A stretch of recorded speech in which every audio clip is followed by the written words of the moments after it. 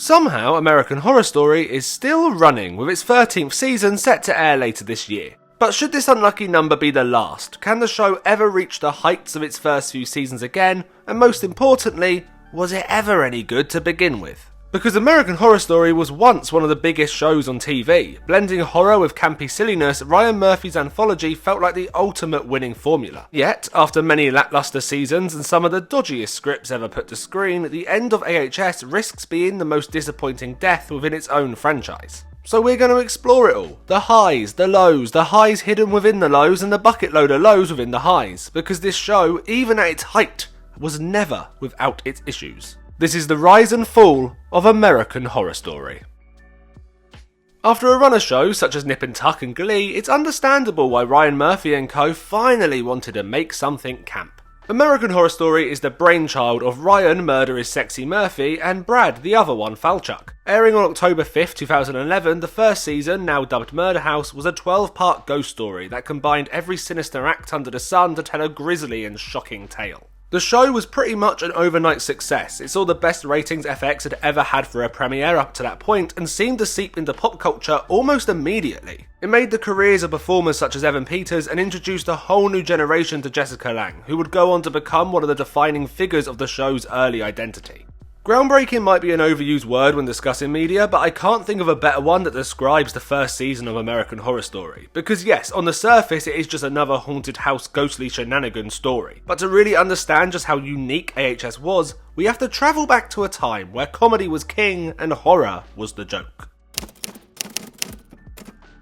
It's easy to forget that not long ago, horror was considered a low-brow genre. The classics, such as Halloween and Silence of the Lambs, may have been heralded, but new horror movies were viewed as nothing more than something to watch while choking on popcorn or hitting on girls way out of your league. Movies such as Sinners, Get Out and Weapons weren't being made, let alone winning awards, and on TV, horror was, for the most part, non-existent. The X-Files had ended years ago and Supernatural was still plodding along, but the first major shift was definitely The Walking Dead, which premiered in 2010. But at least that had an IP behind it already, being based off the incredibly successful comic series. New horror just wasn't bankable, and instead TV was focused on finding the next big comedy. Between 2009 and 2011 alone, we saw the creation of Modern Family, Parks and Rec, Community, The Middle, New Girl, Two Broke Girls, Bob Burgers. And meanwhile, shows such as 30 Rock, The Office and The Big Bang Theory were still airing yearly, because comedy was safe territory. If horror was ever going to have a chance at dominating the schedules, it would need a team who were used to making laughable genres exciting. And this is where Murphy comes in, because he, Falchuk and Ian Brennan had recently just created the jukebox musical comedy drama Glee, and somehow that collection of words didn't put people off and it became a huge hit. Musicals aren't bankable, especially not ones that are based on people that realistically get bullied a lot during school. The Glee Club isn't a cool place to be. And yet, they defied the odds. It was a hit worldwide, created stars out of their actors, won multiple awards, all while infecting the world with horrors like this. The look in your eyes so devilish, And this success is actually down to one simple trick. They understood their audience. This wasn't marketed to everyone, this was for those musical-loving, slightly shy kids and teens who wanted to see something of themselves on screen. The show played into this constantly, while also delivering melodramatic storylines that age laps up. And this knowledge of audience is exactly the same skill they would bring over to the first season of American Horror Story. From the very first episode, Murder House knows its audience. Sod the adult rating, they knew teens would be watching this and the show tailors every decision towards that audience. Edgy Tumblr teens who felt betrayed by the world and can't afford an eye patch to grow their hair down one side of their face. And yes, I'm being tongue-in-cheek here, but it's true. From the way Violet dresses, the grainy quality of the show, the music choices... Wanna listen to Morrissey? He's cool. All of it is aimed at those teens who romanticize the past and feel like they were born in the wrong era. And this isn't a bad thing. Knowing your audience and tailoring the show towards them is the right move, especially for a genre that's proven to fail time and time again. Does this lead to some painful lines of dialogue, nutty character choices, and just plain distasteful storylines? Yes, but we'll get to that in a bit. The pilot episode of this show is incredibly strong where it needs to be. It's aesthetic overload from the beginning to end, and some of it is brilliant. I will forever adore the design of the house itself. It perfectly captures that feeling of if walls could talk, the stories they tell. It's creepy without being overly Haunted Manor in style, and they do a great job at making the murder house feel like a character in its own right. The editing is another major aspect of this show, and from episode 1 it's apparent that they're determined to use every shot imaginable. The constant cuts in this one episode are insane. We have close-ups, zooms, Dutch angles, jump cut after jump cut after jump cut. Fucking hell, the camera's over there now it's there, fuck, bash, wallop, bang. It's headache inducing at times, yet so is alcohol, and I still love a pub. There is a charm to it, even if it's laughable, but I know for certain back when I was a teen, I thought it was the coolest shit in the world. For better or worse, they also know how to use tropes, and this is most obvious when it comes down to the season's characters. We have the cheating dad, the struggling mum, the angsty teenage daughter, the insane bad boy, the sexy maid, the sexier maid, the bitchy older woman, the woman scorned, the man scorched, bullies, and every gay stereotype you could ever imagine. All the characters are cut and pasted archetypes, but this is no accident. Horror has always had its tropes, the final girl, the virgin lives, the sexed up die, but AHS isn't necessarily following that formula. Instead, they take their inspiration from soap operas. I don't care where you live, you have seen these character types before in that never-ending soap that airs every week, and it's easy to call these stereotypes bad writing, really fucking easy at times. Come to my house tomorrow for your free sample. I'm a dealer and a good one. But there's also a purpose to it. Audiences are notoriously boring. We like predictable, we like safe storytelling, and it's why we see these characters time and time again and yet continue to watch, even if we could probably write their character arcs ourselves. It's paint-by-numbers TV dressed up as something unique, and that's why it was a hit. Familiarity, with just enough edge to feel fresh and exciting. Then get a group of incredibly charismatic, engaging actors to play them, and you're immediately onto a winner. I don't care if I've seen Constance 20 times before. Jessica Lange brings such a gravitas and campness to her that I'm hooked from the moment she enters the plot. And the rest of the season follows the soap blueprint. We have romance subplots, cheating scandals, and melodramatic backstories aplenty. They might be spiced up a little with a bit of blood and gore, but the bones of the story is built from these easy to consume plot beats.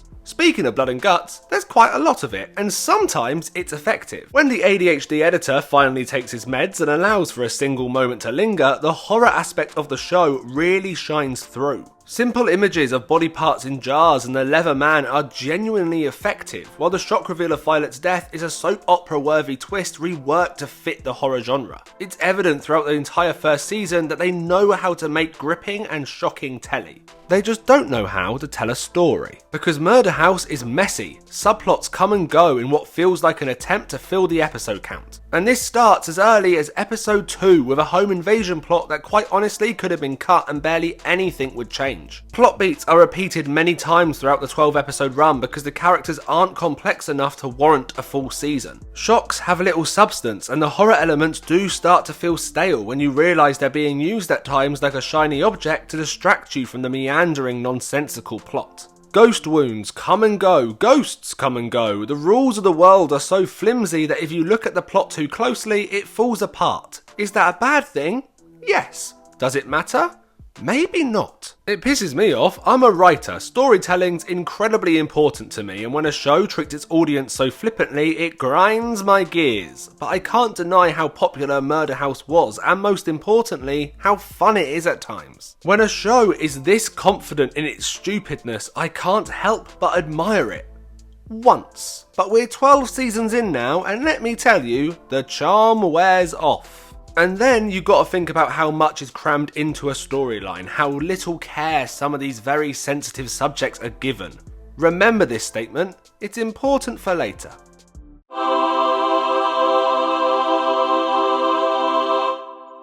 The first 4 seasons of American Horror Story were widely considered as the golden era of the show. Murder House, Asylum, Coven and Freak Show saw fantastic viewing figures and garnered lots of conversation amongst viewers online. The show's unique selling point, being an anthology, kept viewers gripped through the first 4 years. If one season wasn't working for you, you knew the next would be a completely different tale, hopefully more tailored towards your taste. And it's easy to judge American Horror Story as just another anthology series, especially as this structure has seen a resurgence over the last decade, However, AHS is still unique in its approach. Most anthologies tell a brand new story each week. Those that are more serialised tend to swap out their cast each year, creating a completely new atmosphere from season to season.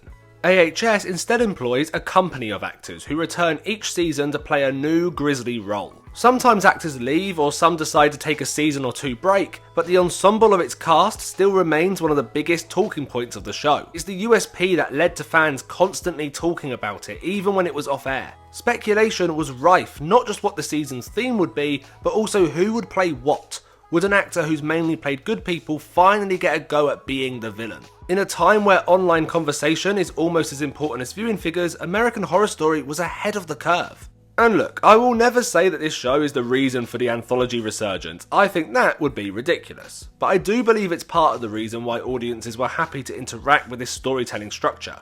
Remember, American Horror Story aired before Black Mirror, Fargo, Inside Number 9. It's not the reason these shows were made, but it definitely led the charge. And we'll be getting to the many critiques I have of Ryan Murphy, so let me use this opportunity to compliment the Gremlin Man. He knows the business. He knows how to whip audiences into a frenzy to get people talking, interacting, complimenting and complaining at the same time. He may not be the only producer or creator behind his shows, but he is the brand. He can grow a fan base incredibly quickly, and although a lot of his tricks involve cheap shocks, he doesn't care because people still watch them. And his ability to reinvent tropes and to get people talking has never been more evident than in American Horror Story, Asylum. Look at most fan rankings online and Asylum will usually be near the top of the list, if not wearing the golden crown or first place. And this is an amazing achievement to be honest, because follow-ups are notoriously hard, especially when you're basically starting again from scratch.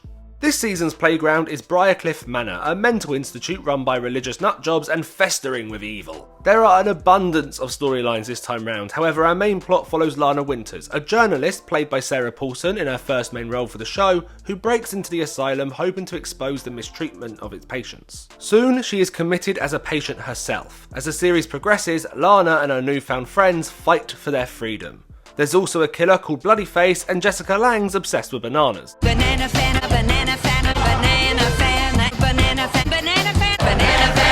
If I had to describe this season in one word, it would be ballsy. Asylum takes everything they learnt from Murder House and turns the dial up to 11, gifting its audience with a blood-soaked nightmare, still with a healthy dose of sexed-up mania and in-your-face campness. This season is just bigger, in every sense. There's more set pieces, the world feels richer, the plot's more sprawling, and make sure you're sat down for this one, some characters actually go on a well-structured and thought-through journey. From the off, Asylum feels more grown up. The directing is superior in every sense, with actual well thought out camera work that helps craft both the atmosphere and the storytelling. The sets are beautifully designed, the music is wonderfully chosen, the costumes, the cars. It's this little attention to detail that just makes for a better tale and viewing experience. It's still batshit and messy in places, but structurally this season manages to hold itself together a lot longer than Murder House did. And I think this comes down to its characters. Although audiences seem to remember Tate and Violet all these years later, Asylum's collection of kooky characters is far stronger. Sister Jude is a wonderful villain that slowly becomes more redeemable as the plot develops. Lily Rabe's sister Mary is a brilliant piece of gothic horror, and it really allows her to chew up the scenery in the best possible way. Lana and Kit are great characters to root for, but at the same time the show doesn't feel the need to make them squeaky clean, perfect protagonists.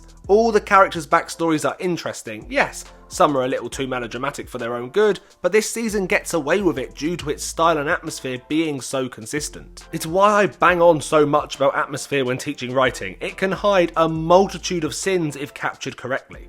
Asylum may also be the closest the show's ever come to being a proper good horror story. As the show will later rely heavily on its campy aesthetic, it's almost strange to go back to this early outing and see just how determined they were to scare their audience. Lana's escape from Briarcliff with Dr. Oliver is proper edge-of-your-seat viewing, and just as they arrive at his home and the audience thinks they can finally breathe, the creators pull the rug masterfully and the realisation of Bloody Face's identity slowly comes to light. This is probably my favourite scene throughout the entire show because they actually learn the meaning of patience. The pulpy, frantic energy that usually propels this show forward is immediately stripped away. This scene is quiet and weird and has you leaning forward in your seat, desperate for Lana to get the hell out of there. The lamp made of skin slowly coming into shot, the reveal of the room with all the bloody tools, it's proper horror storytelling. If Murder House was determined to capture the attention of sad Tumblr teens, then Asylum decides to actually treat them as intelligent viewers and gifts them with some classic creepiness. But it's not all coming up roses. Asylum still falters under the weight of its many ideas. If there's one critique I've seen time and time again for season 2, it's those bloody aliens. And yes, I agree they're not fully utilised, but no, I don't necessarily agree that the alien plot is in fact the problem. My drama teacher used to call anything with too much going on a salad. An American salad to be precise, where so much is added the meaning of a healthy salad is lost. And Asylum, especially towards the second half of the season, is one fatty salad. Here are just a few of the plots, concepts and ideas that feature within Asylum. Kit and his wife are abducted by aliens. He is later falsely accused of being the serial killer Bloodyface and locked up in Briarcliff. Sister Jude was a singer in bars. She hit a child while driving drunk, she drove away and the child died. Psych! Child is alive. Nazis. Nazi doctors. A serial killer roams the streets in 1964 called Bloodyface. A serial killer roams the streets in present day called Bloodyface. Bloodyface is Bloodyface's dad. Bloodyface rips off Adam Levine's arm. Aliens. The devil keeps possessing people. Creepy children. Ian McShane dresses up as Father Christmas and kills people for the la la la la la la la laughs. Lana tries to escape Briarcliff. Fails. Lana tries to escape Briarcliff. Succeeds. Lana tries to escape Bloodyface. Fails, and is put back in Briarcliff. Lana tries to escape Briarcliff. Succeeds. Sister Jude is horny for Joseph Fiennes. Sister Jude is committed to Briarcliff as a patient. Sister Jude loses her mind. Sister Jude finds her mind. Sister Jude dies. The Nazi doctor wants to make zombies, for some reason. This woman likes sex. Loses her legs. I'm not done yet. The Angel of Death turns up. Special alien children have special powers. A woman who definitely isn't Anne Frank thinks she's Anne Frank. Welcome to the Great British Bake Off. Lana kills Bloodyface. Lana kills Bloodyface. Nazi doctor cooks himself because the possessed nun he loved died. Lana becomes famous. And there's a lot more.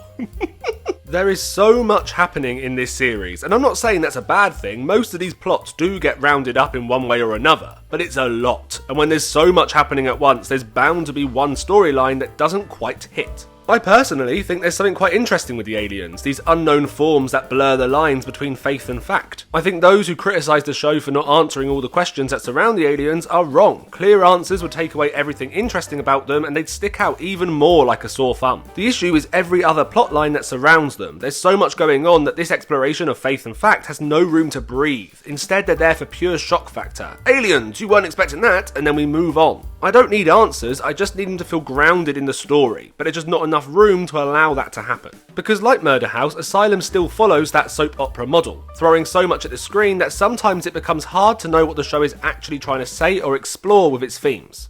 And then there's Coven. This is the season that will come to haunt this franchise. I know some of you will be pissed off by that statement. Season 3 definitely has its mega fans. However, when looking back, AHS 3 has all the issues that will eventually plague every season. Coven is basically, what if the desperate housewives had magical powers and resurrected a racist? If Asylum leaned further into the show's horror roots, Coven submerges itself in the show's pulpy campness and struggles to balance any of the complicated themes it's attempting to explore. When Coven decides to be the silly soap opera with witches, it actually is quite fun. It's not why I used to like the show. I remember feeling disappointed by the lack of proper horror storytelling, but it's harmless entertainment with a collection of divas. The main cast get to chew up the scenery as they're slammed into walls, and once again the filmmaking matches this over-the-top style. However, Coven doesn't fully commit itself to the bit. Instead, there's a character from real life who was a horrific sadistic racist, multiple plotlines featuring sexual assault, themes of motherhood, sexuality, and none of it is treated with any sense of importance. But I can't deny that a lot of people loved it. It's the over-the-top style that was infectious for most of the audience, and they seemed to eat up every bit of nonsense that was thrown at them. This again is most probably down to the cast, who are extremely good in this. They are having so much fun playing these larger-than-life bitches that it hides a lot of the inconsistencies, especially early on in the 13-episode run. By the second half, however, I think even most die-hard fans of Coven would have to admit that it gets incredibly repetitive. People die, come back to life, die again, live again, go blind, and they can see, then they're blind again. She can see, buried, dug up, buried, countless scenes of people being racially abused, dead and alive again, all of this with the word bitch seemingly being used all the fucking time. The The show has been flirting with it, but by Coven, American Horror Story is finally a fully blown soap opera with just a bit more blood and guts. But American Horror Story isn't a soap, and following that formula slowly begins to hurt the show. Because when a soap decides to tackle a serious storyline, and this is true at least in the UK, if you can't tell by the accent, I'm not American, but they do tend to make a big deal out of it. They tend to promote the show while also promoting awareness for the taboo subject they're tackling. Are they always successful in portraying these events in a sensitive and realistic way? No, of course not, but I do believe for the most part their heart is in the right place. American Horror Story, however, tackles these subjects not to spread awareness, but instead for shock value. These horrific acts of violence are used to disrupt the soapy style to keep you engaged and entertained enough to come back next week. And listen, I'm not saying these real life events or crimes can't be used in fiction, and I'm not saying there shouldn't be blood, guts and horror in a horror show. But I do think if you're going to feature very real, disturbing content, you should at least have a little more to say about it than just, boo, wasn't that scary? And scary it's not, apparently. A quick search online will show how many people call Coven an easy watch, citing it as one of the lightest seasons of the show. And although yes, audiences can be dumb, I think that highlights a major issue. If your show that features racism, murder, sexual assault, slavery and torture is described by a big portion of your audience as easy viewing, then perhaps you need to take the campy tone down a notch. Because I agree, this series is incredibly fun and light at times. But should it be? Yet another season that has the reputation of falling off towards the second half of the story. However, it has to be said, the opening episode of Freak Show might be the show's greatest piece of storytelling. Firstly, Monsters Among Us looks fantastic. Every shot is dripping in atmosphere, perfectly capturing the time period while modernising certain aspects with a creative flair. The costumes are brilliant, the setting is wonderfully detailed, and every single shot helps immerse the audience in its twisty tale. Apart from a few obvious bad guys, the rest of the characters are as grey as can be, complicated and fascinatingly flawed. You'd struggle to call any of them a good person through and through. They're all either manipulative, violent, rude, selfish in their own ways, and yet you quickly sympathise with a lot of them, making it harder for an audience to hold too strong of a judgment. I like it when horror does this. It's a genre where it's far too easy to make a goodie and a baddie. Subverting this trope just leads to a much more interesting story from the off. The introduction of Twisty the Clown is masterfully handled. It's so good in fact they'll straight up copy it in 3 seasons time. Don't worry Colt, I'm fucking coming for ya. It's a bloody and brutal scene. It feels almost exploitative, like you shouldn't be watching and you're kinda sick for doing so, but for once that's actually a good thing. Because exploiting people and voyeurism are the biggest themes of the series, and the show forces the viewer to be an active participant in both. There's been a lot of talk recently about disability and representation in the media, so here's my 2 cents. And as a struggling artist living in London, that sounds like a lot of money to me. You're fucking welcome. Spend it well. First, some context. Although I usually talk up my arse about a lot of things, I do have some personal experience when it comes to disability. As a teen, I lost the use of my legs overnight, and it took me just over 4 years to learn to walk again. During this time, I experienced a hell of a lot of abuse and ridicule from random people. The way people spoke to me was shocking. The number one question I was asked while in a wheelchair was if my dick still worked, which I used to reply, and mute this now if you're easily squeamish, yes, but I am now circumcised because my foreskin got stuck in the wheels! Since becoming a walker again, I have worked with many children with SEN, and many of my artistic projects have featured disability in one way or another. I say all this not to paint myself as an expert, I'm most certainly not, but to give context of where I was both mentally and physically when I first watched this season, and why my opinions on this piece of art may have been influenced by my own experiences. Freak Show is in no way the blueprint of how to represent disability on screen. But, and this is a big but, Shake that healthy butt! it gets things right when a lot of other shows fail.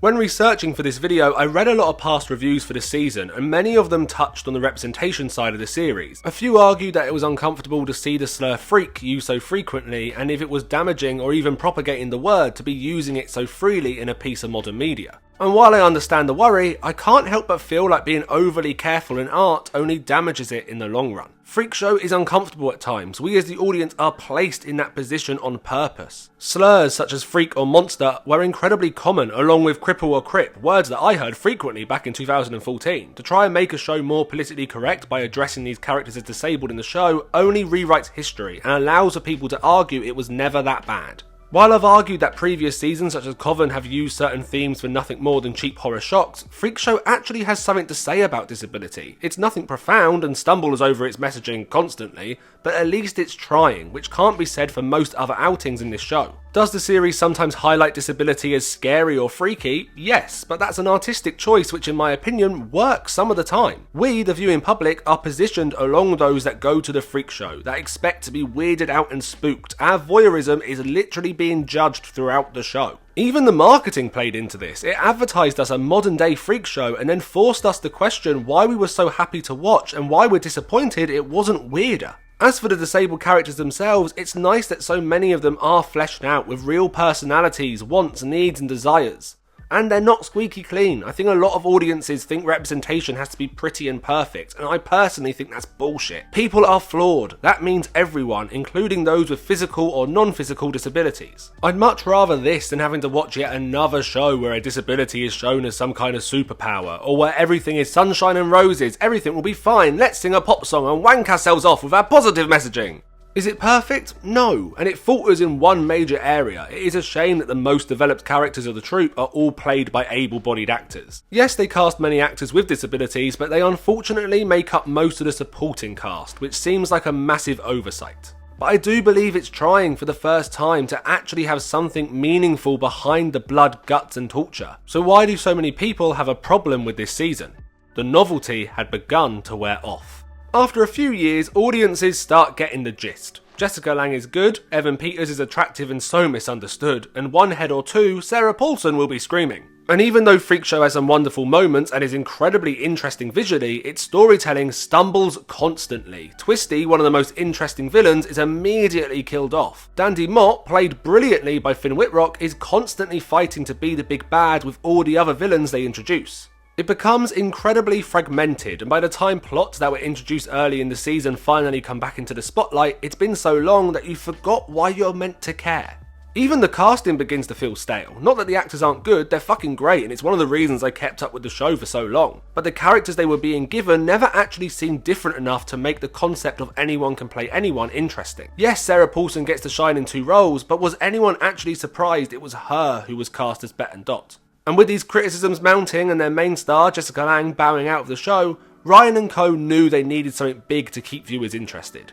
And what does every show need to feel relevant? Lady Gaga! Okay, here we go.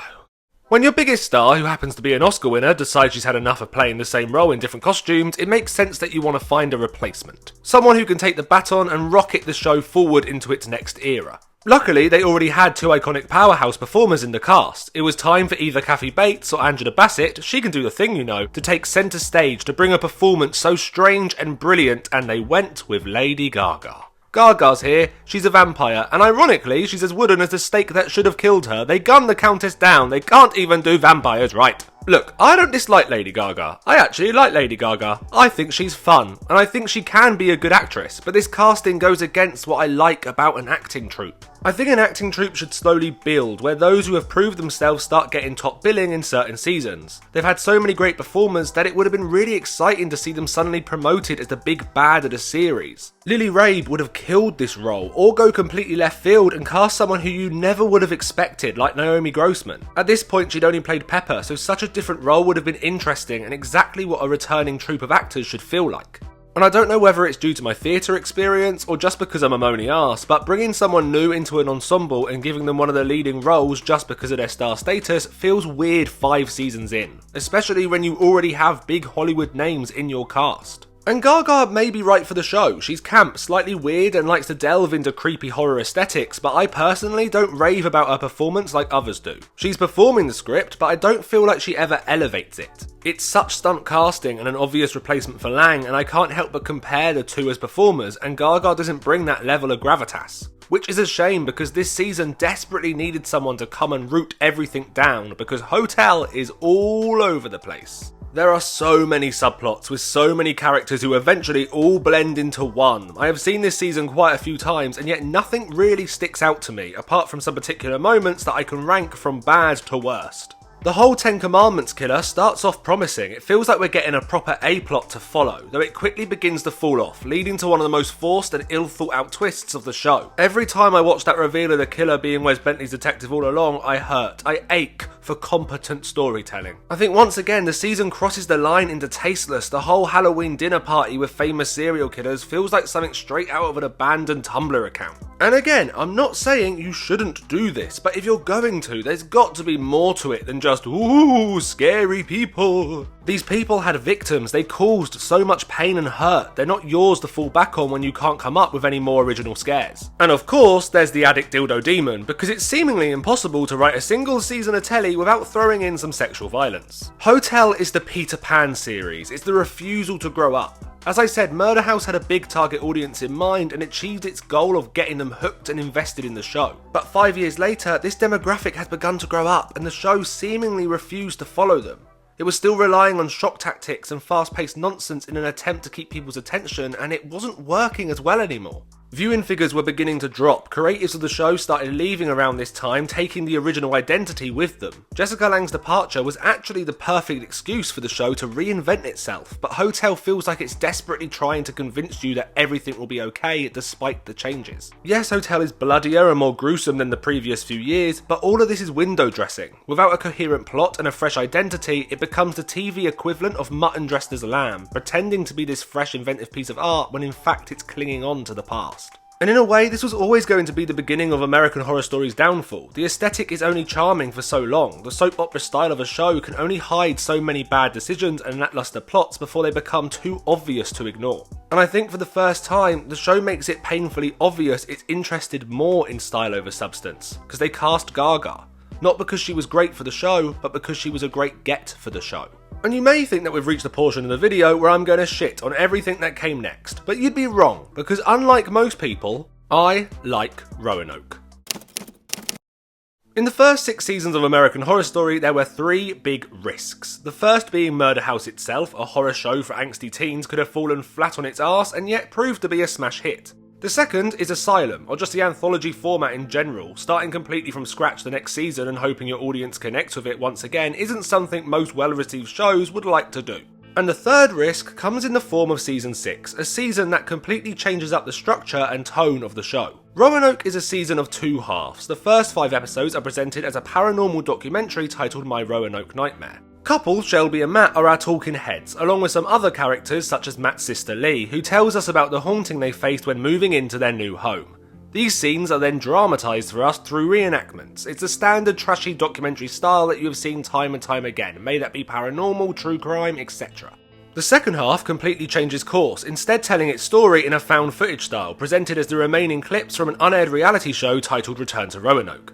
Here, the real people and their actor counterparts are made to live with each other in what's basically a Big Brother haunted house crossover. And saying that all out loud, it sounds insane, and that's because it is, but shockingly, maybe the most shocking thing this show has ever done, it actually works. And many people will disagree with me on that. This season isn't exactly well liked, but let me explain why Roanoke is exactly the kind of season the show needed and why they bottle it going forward. 5 seasons of soapy-driven horror, where the structure of each season becomes so repetitive you can kinda guess where the story is going 5 episodes in advance. Yes, there's new settings and new characters, but the foundation stays pretty much the same. Roanoke goes balls to the walls, instead deciding to focus on a completely new style and genre, something that an anthology series that can literally do anything should be doing way before its 6th season. Stylistically, Season 6 isn't playing it safe. It cuts the opening titles completely, it tries new styles such as found footage, and it actually lets moments breathe. This sudden shift in tone is disconcerting. It immediately forces the audience out of their comfort zone, the exact thing a horror show should be aiming to do. The first episode of Roanoke is a breath of fresh air. Why? Because it's slower. There's no death, there's no assault, there's no dildo demons and manic jump cuts every 3 seconds. Instead, all the little stories are given room to grow over time. They're not rushing through 100 subplots before every ad break. They're making you wait. Yes, it's still camp and silly in places, as it should be, but it actually dares to treat its audience with a little more integrity. When the credits roll at the end of episode 1, you're left wondering, what the hell is this going to be? You went in expecting blood's guts and you leave with a mystery. This season is still unknown territory, and I have to praise that. Roanoke also commits to the fucking bit. The documentary portion of the season isn't half-arsed. They really challenge themselves to achieve that exact style, and by doing so immerses the audience into the story. The plot and the characters might be tongue-in-cheek, but the show is actually taking its artistic decisions seriously.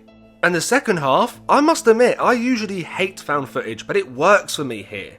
and that's because it's actually using this style of filmmaking to say something. They really go heavy on criticising and sending up the reality TV format, the vile voyeurism, the exploration of people's lives for views. It's hammy and in your face, but tell me what reality show isn't. For once, the style actually fits the overall story and themes, cohesive storytelling and filmmaking. Dear God, I need to lie down. And there's some beautiful attention to detail going on. I adore how clean and viewer-friendly the ghosts are in the reenactments compared to their actual appearance in real life. In the first 5 episodes, they have this pristine Hollywood feel to them, but by episode 6 they're grim and rotten. Lady Gaga's casting in this one is actually genius. The seductive, attractive witch in the reenactments makes the real appearance of the witch all the more horrific. The horror is also effective this time round. The atmosphere they create early on allows them to really indulge in the horror moments because for once they've really earned it. Is it perfect prestige telly? No. There's still some dodgy lines of dialogue, characters that feel one-dimensional, and a group of teens that are written like they've got a stick up their arse.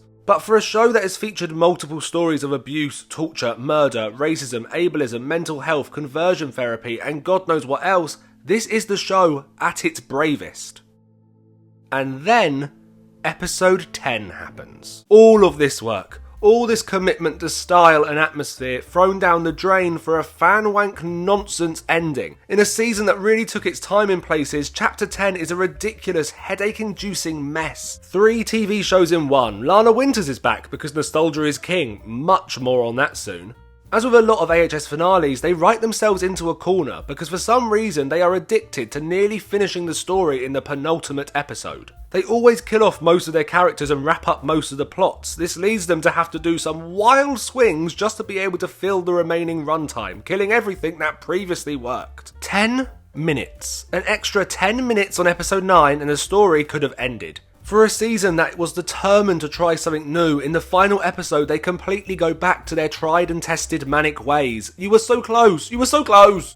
And unfortunately, the 7th season, Colt went completely back to the show's messy old ways with a fucking vengeance. Colt is all over the place, and it's one of those seasons I just don't have tons to say about. It's got ideas and good concepts, but again, it's trying to tackle an incredibly big and complicated subject while also mirroring it with the 2016 election, and it's just not as clever and detailed as it thinks it is. Honestly, most of the time it's hard to know if it's trying to be a political satire, a slapstick comedy, a horror show, a warning cry. It's basically all these things at once, all the time, and that doesn't work.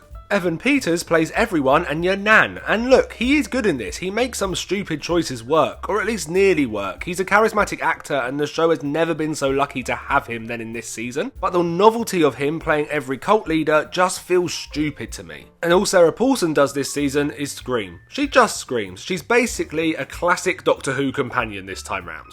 And I'd give these whales for an Emmy a pass if the horror was actually well executed this season, but all the clown stuff early on is shit. The whole supermarket jerk-off stuff is just naff. This was the first time I remember not finding the show fun anymore. Even with all its problems, the show never struggled to be mindlessly entertaining, but this is a tough watch for all the wrong reasons. But hey, a bad season I can give a pass to. But I do find it interesting that the biggest issue the franchise will soon face is evident in the second scene of episode 1. In the very first scene after the opening titles, we are reintroduced to Twisty the Clown, a murderous bundle of joy you may remember from Freak Show. The scene involves 2 people making out in a park, about to have sex when Twisty appears from nowhere and starts doing some tricks. A scene you may remember from Freak Show. Before long, he hits the man over the head, knocking him to the floor. He then decides to play a game of Operation on the lad. A scene you might just remember from Freak Show. The woman runs away and Twisty runs after her with his arms wide for a big menacing cuddle.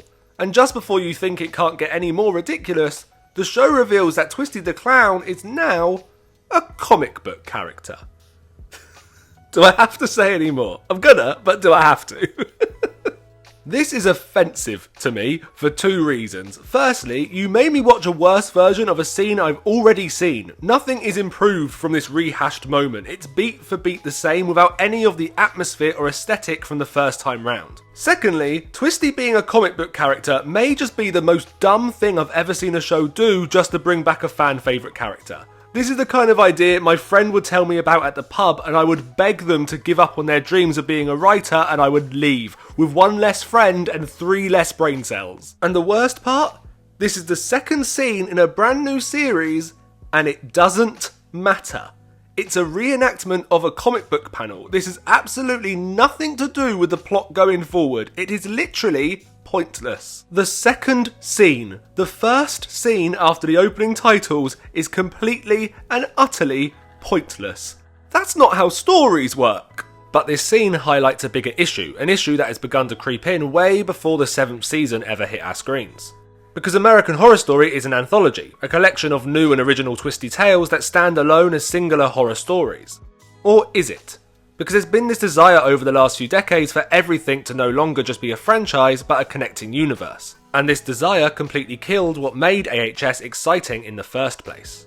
One of the major reasons I love anthology is that it allows a show to constantly reinvent itself. It can change and shift with the times, becoming something new for each generation of fans. However, this becomes incredibly hard to do once you've begun connecting every season and storyline together. AHS can't shake off the baggage of its past and move forward, because it's made looking back part of its identity. It started off well, with the first 3 seasons actually sticking to the standalone premise. However, it was in Freak Show where the mask began to slip, with not one but 2 crossover moments, both related to Season 2's Asylum. The biggest is Pepper, a returning character who features heavily in both seasons. Here we get her backstory and learn how she came to be a patient in Briarcliff, and to give it credit, it's handled incredibly well, probably the most seamless crossover the show's managed to accomplish. However, was it really necessary? I don't think so. Change a couple of things and you can still have one of your performers taken to an asylum if you want. I just think connecting it to the past sets up a precedent for future stories. The second is Elsa's backstory. We learn that she lost her legs after Dr. Arden, the Nazi from Asylum, severs them during a violent snuff film. And this crossover is much more tedious than Pepper's, because again, it is not needed. Even more so, this is the backstory of a brand new character. There is no need to link it. And I'm aware how stupid this next statement is going to sound, what with ghosts, witches, pigmen and vampires being a staple of the show, but it's too far-fetched. I know that's stupid, but listen, I can accept supernatural weirdness if it's rooted in genre and the world that is being built. But coincidence, that's a no-go for me. Coincidental storytelling leads to boring and easy storytelling. It's a get-out-of-jail card for any writer, and here is no exception. It's such an easy way to have the seasons link that it almost feels like cheating. Pepper just happens to be going to the same asylum that the leg man works at. That just feels silly. If there's one thing I never want to see or feel when watching something, it's the mechanics of a show. These callbacks don't feel natural or real, they feel written. And it only gets worse moving forwards. Hotel features returning characters from both Murder House and Coven, and both times it feels dumb. The worst is the return of Billie Dean Howard, a psychic who is played by Sarah Paulson. There's just something about having an actor playing 2 characters in the same season, one being a returning character from a previous season, that just feels off. Again, it breaks that immersion and suddenly I'm seeing the cogs of the show. Marcy, the real estate agent, returns this season too, because I guess it's easier to just bring back a character than just write a new one. Roanoke suffers with it too. I don't like the Mott family history stuff, but at least it's brief and nowhere near as egregious as episode 10, where Asylum's Lana Winters returns. And the biggest issue with all these callbacks? They're not clever. Because the show never started out by connecting every season, it wasn't the original premise. So it never invokes a, oh my god, how didn't I spot that from the audience? Instead, it's just either exposition, this is actually this by the way, or a returning character who pops up out of nowhere. And all these constant callbacks, and let's be honest, a dip in the ratings, led to the season where I finally gave up on the show. Let's talk about Apocalypse. Apocalypse is the 8th season of American Horror Story and is presented as a major crossover event, bringing back characters and storylines from both Coven and Murder House and Hotel. And it is, without a doubt, one of the most bizarre pieces of telly I have ever watched. First up, structurally, this season is batshit. The first 3 episodes introduce a collective of characters and most of them will be killed off before the credits roll in episode 3.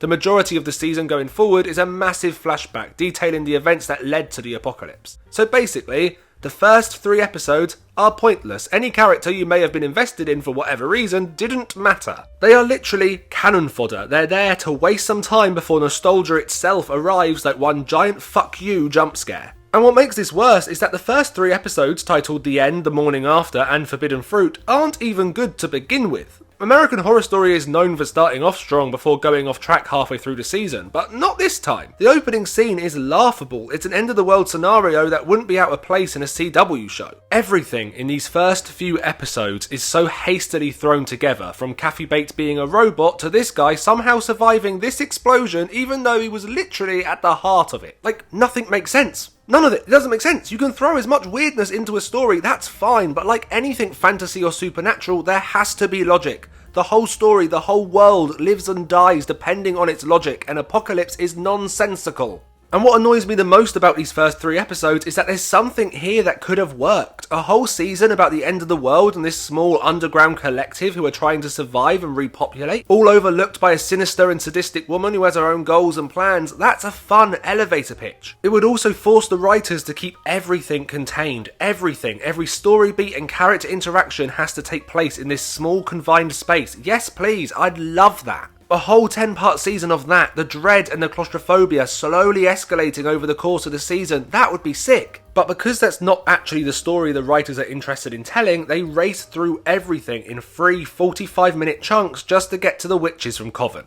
And what follows during the next 7 episodes is just some of the most hastily thrown together nonsense ever put to screen from this show, where the show desperately keeps throwing old characters at you in the hopes you'll like it, because you did before. And it's so obvious that these seasons were never meant to fit together like this because they have to pull each reveal and twist out of their arse. It's so convoluted and bogged down by its own baggage that it forgets to actually tell a new or interesting story. I love Jessica Lange, I always have, but Constance's story is done. It ended all the way back in 2011. If that's the only way you can get Jessica Lange to return, then you just don't have her return. Sacrificing story for a couple of scenes isn't worth it. The immersion is completely broke this season. Sarah Paulson plays 3 different characters, Evan Peters plays 4, Frances Conroy and Kathy Bates play 2, Stevie Nicks is back in it. Why? Who knows? She sings and she leaves. Again! Apocalypse seems determined to completely throw away the anthology structure and yet doesn't have a good enough reason for doing that. It feels desperate. It's like they think they've got something really new and groundbreaking, but they don't. They're instead just patting themselves on the back for past achievements every single episode. This season is the equivalent of your mum getting out the photo album and telling you constantly how cute you used to be. I can be cute now, mum,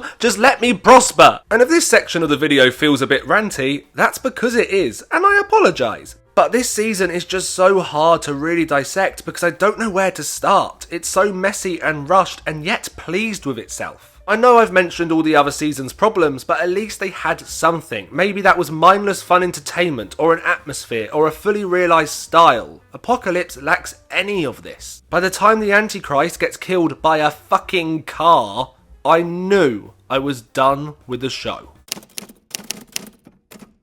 So even though I was done with the show, I kept an eye on its marketing and any kind of news that was released. As a writer and a theatre maker, I'm interested in the process of creating art just as much as I am in the final product. However, I occasionally dabbled with a few episodes, and in the process of making this video, I thought it was time I returned to the wild world of Ryan Murphy's imagination. And of course, the first thing I was met with was Richard Ramirez as a main character in Series 9. We'll get to that in a minute. However, what strikes me most about these later seasons is the lack of identity the show now has overall. Like the first few seasons or not, you can't deny that they have a very distinctive look and feel. They were loud, with weird choices and familiar faces. The show had a brand, you knew exactly what you were getting, and this is evident from the season's subtitles alone. Murder House, Asylum, Coven, Freak Show, Hotel, even Cult and Apocalypse, they evoke an idea immediately. The twists, turns and overall ridiculous writing may be a mystery, but there was an initial premise and promise to the audience.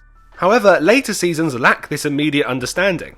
New York City, that's just a place, that could be anything, delicate, even 1984 pushes it, because one, any other date would work and I wouldn't immediately think of George Orwell, and secondly, this season jumps all over the place, just call it fucking summer camp. And this may feel like a really stupid nitpick, and I don't mean that the titles are shit so the show's shit and everything's shit. Instead, it's just one factor of many that indicates a lack of cohesiveness as an overall brand. Also, the season's subtitle is the show's first proper chance to hook viewers and fans. Coven equals witches, Hotel equals scary hotel. It's a title, but it's also marketing. Recent subtitles have lacked any of the obvious story indicators, meaning it's harder to get excited about each season as its own thing. It also began to lose that consistent acting troupe that made the show feel unique. Many of the original cast had either appeared less frequently or seemingly left altogether. And this isn't really the issue. After 12 seasons, casts are going to change and that change should be embraced. However, the new additions never stuck around long enough to really feel like a new ensemble of players.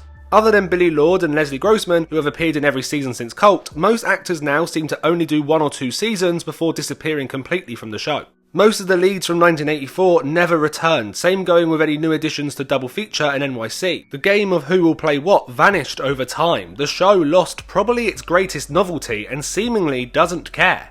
Actors have contracts, and I find it nuts to introduce so many new actors in 1984 and not contract them for returning seasons. You need to build an ensemble, making sure you have enough familiar faces to please fans while also employing enough new talent who can take the reins once a few regulars decide to leave. It's about creating that company. It's very theatrical actually, and it takes a lot of work. I haven't been able to find much about the contracts online, but a few statements seem to point towards the show not bothering as much as they should.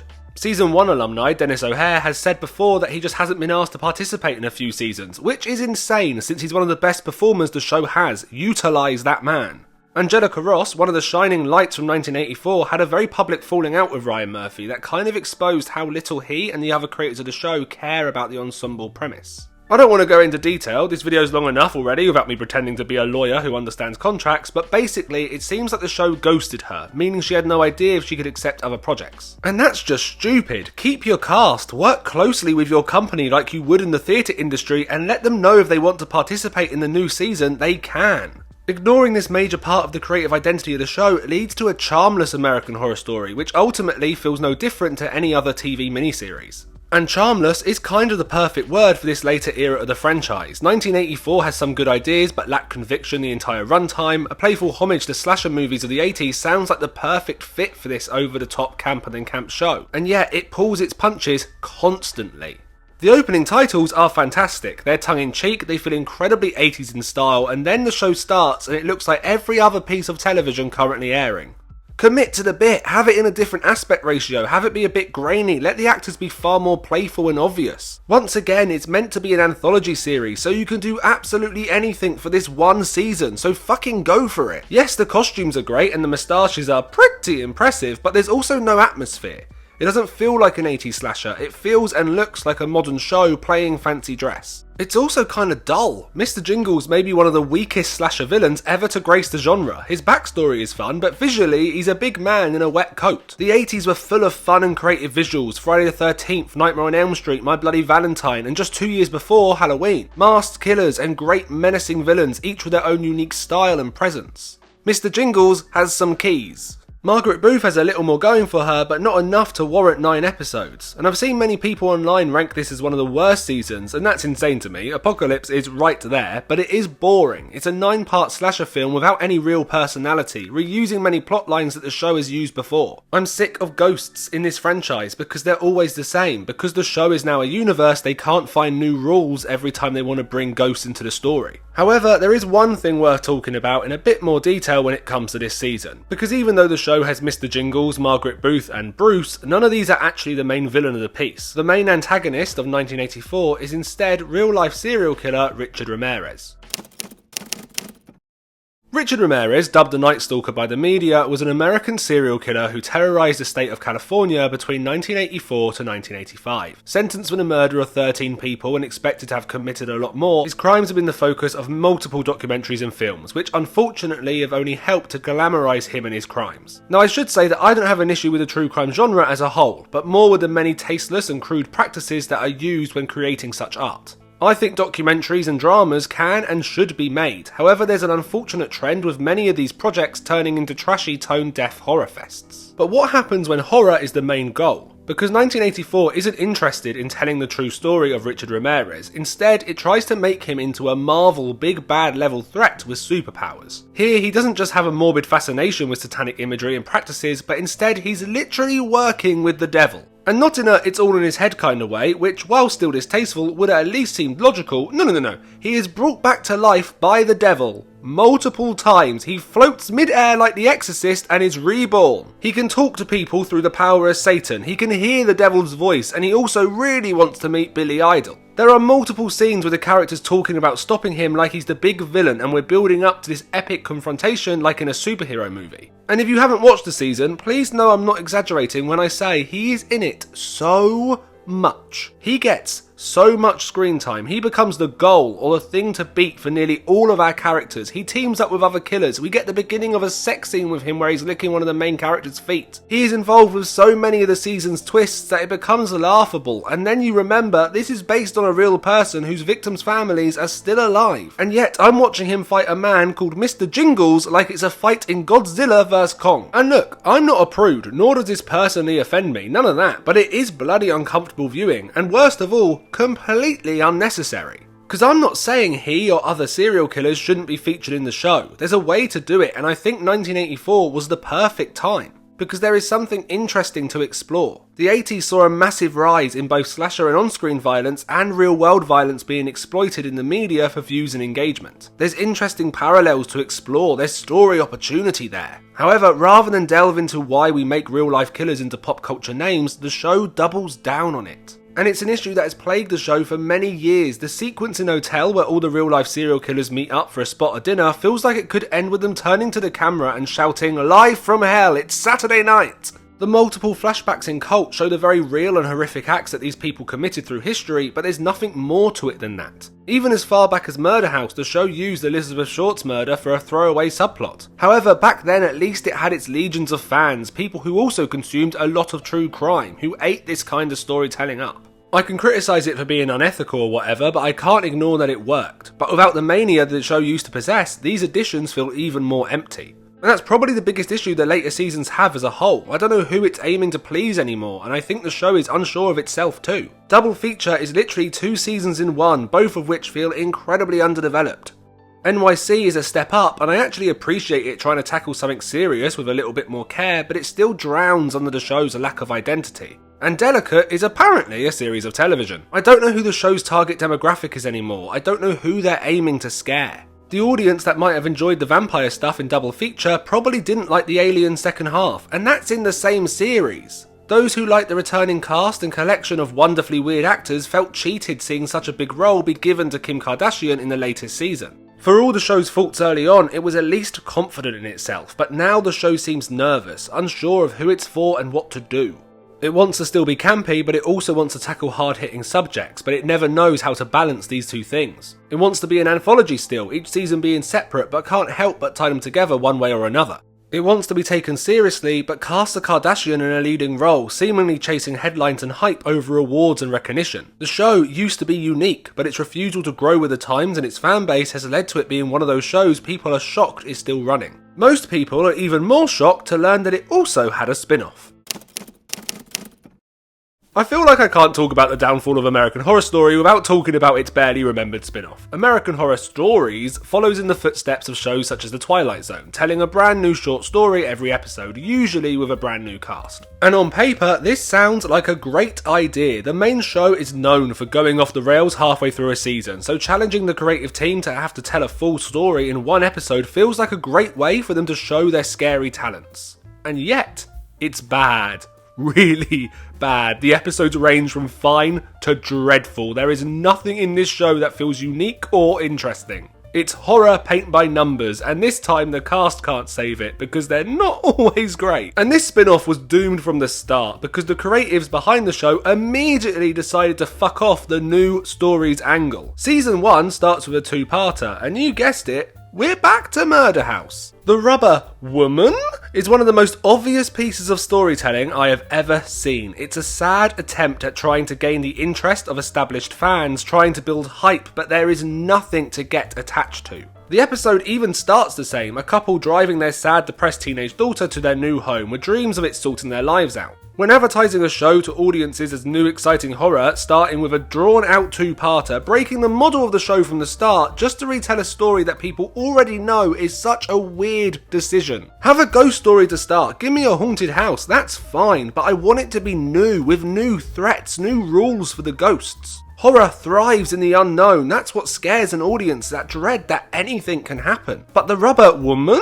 has none of this. You can see the plot beats coming a mile off because you've seen it before.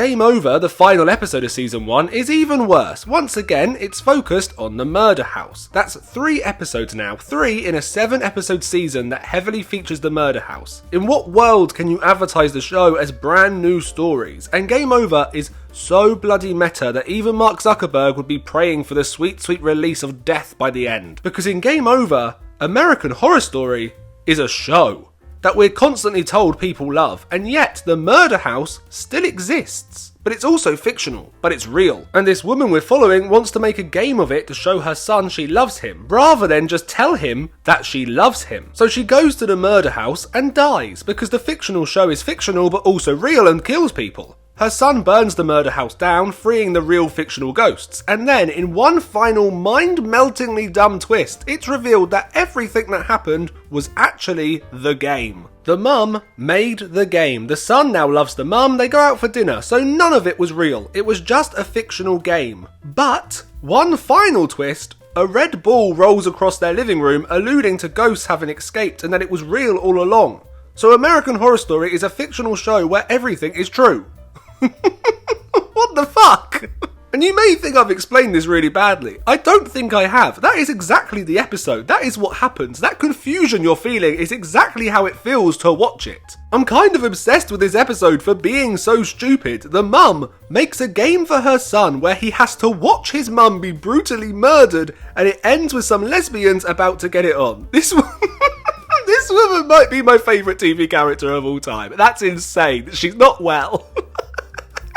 This show, from the very start, was constantly at war with itself. Its obsession with its own brand ultimately killed the show from the off. There's nowhere to go from here other than down. American Horror Stories accidentally shine the light on all the main show's flaws while also failing to be a fun, interesting anthology itself. And it's very telling that trying to research this show is a chore in itself. If you Google anything, it mostly pops up with articles related to the main show, not the Stories spin-off. And Stories really was the perfect time to reinvent the franchise, to leave behind all the previous baggage and step into a new era of the show.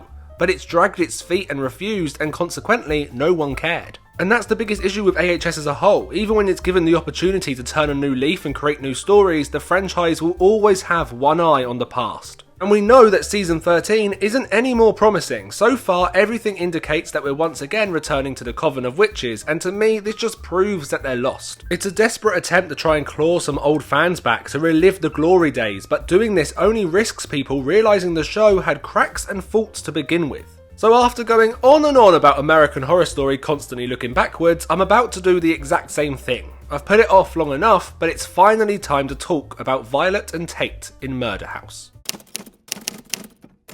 Murder House was a massive success, and a big part of that is due to Violet and Tate and their ill-fated romance. This relationship was a massive part of fan culture and obsession. All you have to do now is type their names into a search bar and multiple videos will come up. All backed by the most irritatingly depressing song you've ever heard. There were gifs and memes and long blog posts all dedicated to the relationship. Even after 12 seasons and God knows how many characters, this plot is probably still the most memorable and talked about storyline of the show.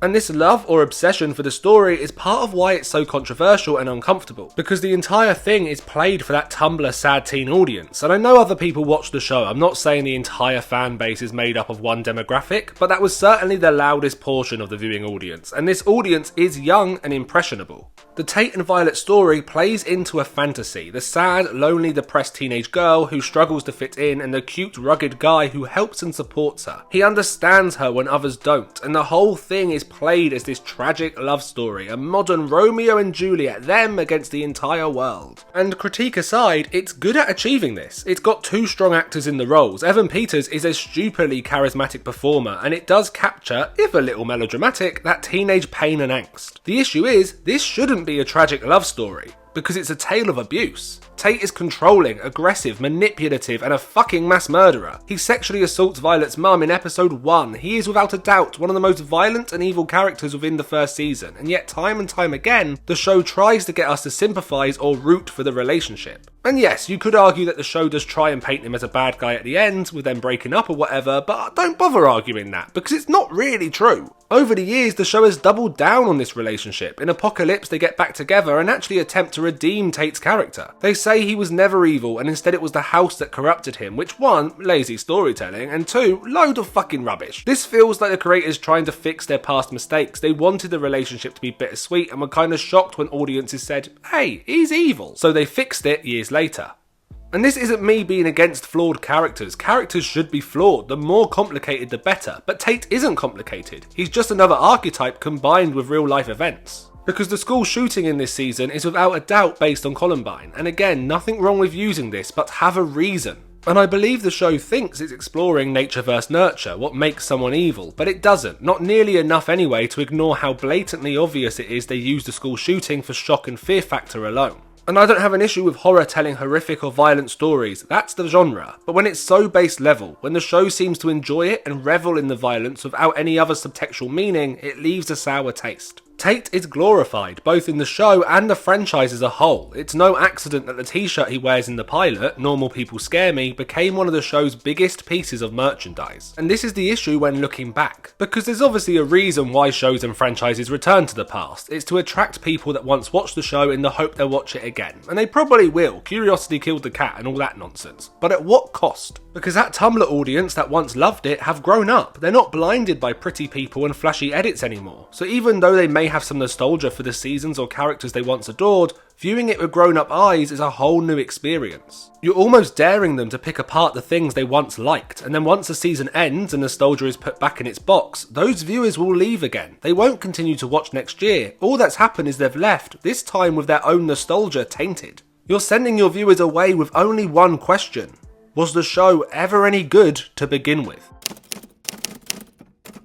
American Horror Story was good at being what it was, but never good at what it wanted to be. Those early seasons are stylish and weird, structurally messy, but incredibly pulpy, and I don't mean that as a criticism. It was camp and fast-paced and stupidly addictive. The show knew not only how to target an audience, but how to make them very quickly become obsessed. It came out at the right time. Even though it was full of tropes and well-trodden plot beats, it felt fresh. Was it chaotic? Definitely, but the show embraced that chaos, giving it an identity very different to other shows airing at the time. However, it always wanted to be more. It wanted to tackle difficult subjects head on and failed nearly every time. It's almost like it wanted to prove itself, to show they had something meaningful to say, but most of the time it was either incredibly surface level or hilariously distasteful. It always had a wonderful cast, an amazing collection of actors, many of whom were award-winning. But this almost went to their heads, and stunt casting and shocking returns suddenly became more important than story. And finally, there's Ryan Murphy, the face of the brand and a brand in himself.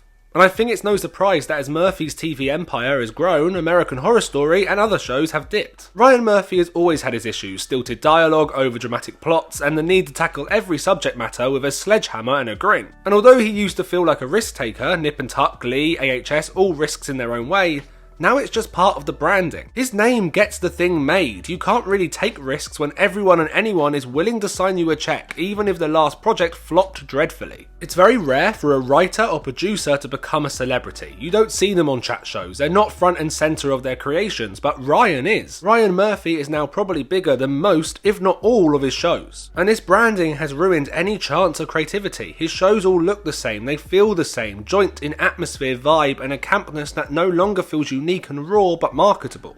Yes, Monster may be darker than The Politician, but it's just as shallow. And this isn't to say he hasn't ever made good things. The first season of Feud, I think, is a brilliant piece of drama. But as his celebrity persona has grown, so has his ego, and it's led to an onslaught of mediocre shows surrounded in superficial Hollywood hype. And that's not me pretending there hasn't been hits. All 3 seasons of Monster have done incredibly well on Netflix. Hollywood, the pathetic attempt at romanticising an era without offering any real bite, gained a lot of traction online. But once they've been watched, they're forgotten, the content becomes meaningless and the man reigns supreme. And that's exactly what American Horror Story has become, a cog in the Ryan Murphy machine. Who cares if it's award-winning? Who cares if it's adored? It's content. It's another show to pump out and add to his ever-growing Wikipedia list. And that's why Ryan Murphy infuriates me so much, because he was once exciting. The man that said fuck you and put a gimp suit front and centre of his marketing now uses that same image on repeat for safety. Who needs a great well-written drama when everyone and their nan throws themselves towards your poorly thought out scripts? It's no surprise people think American Horror Story is over. The creator of it, the face of the brand, treats it the same as everything else he makes. Content to be watched, tweeted and forgotten. And it annoys me because I think American Horror Story had something. It wasn't always pretty and it was never perfect, but it once had what every show craves, an audience and room for improvement. If you've made it this far into the video, thank you. I hope you will humour me with just a sliver more of your time. We've talked about the highs, the lows and the lowers, but does that mean the show should end? And if so, why? And if not, why?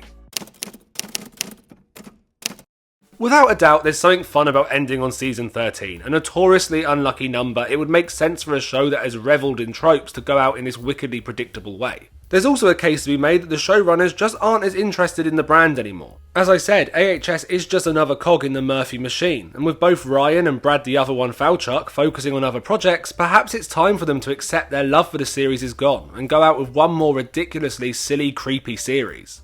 It's already been confirmed that they've got most of the original cast back for the 13th outing, so again, this plays into the perfect final season narrative. And yet, I think it'd be a shame. I'm happy for the show to end, it probably should, but with everything pointing towards yet another nostalgia-fueled shit show, I can't help but feel what a waste of both talent and the anthology format. You definitely could get most of the cast back for it being the final season alone. You don't need the witches and murder house to coax them into accepting the paycheck.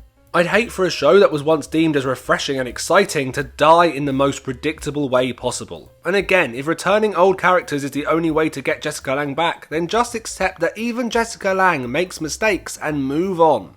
If it's a final send-off or just a continuation, make it fresh and unique. Give me a proper gothic outing with its own story, rules and lore. Give me sirens and werewolves and murderous gremlin children. Give me American Horror Story in the year of our Lord 2026. Because although I have many opinions on the show, most of which aren't exactly positive, I have enjoyed this trip down memory lane. There's something almost comforting looking back on a show I used to adore and realise I've grown up and appreciate art in a different way. And I find it almost sad that the show's lost the ability to hook a new generation. I think it can be done, just not with the current model they're using. And look, I know people won't agree with this video, the show still has its fans and defenders, and you know what? Good. It'd be incredibly sad to see so much money and time going into a show that no one likes. What a waste of a commission that would be. So if you enjoy it still, I'm glad. I wish I shared your enthusiasm. And finally, with Stranger Things finished and the Walking Dead franchise hell-bent on eating itself, I hope we don't start to see a decline of horror on the telly. I love this genre, its possibilities and story potential. It's time for a new horror show to take the world by storm. So if anyone wants to pay me to write a British horror story, please do. I've done a lot of research at this point, and I have some terrifying ideas.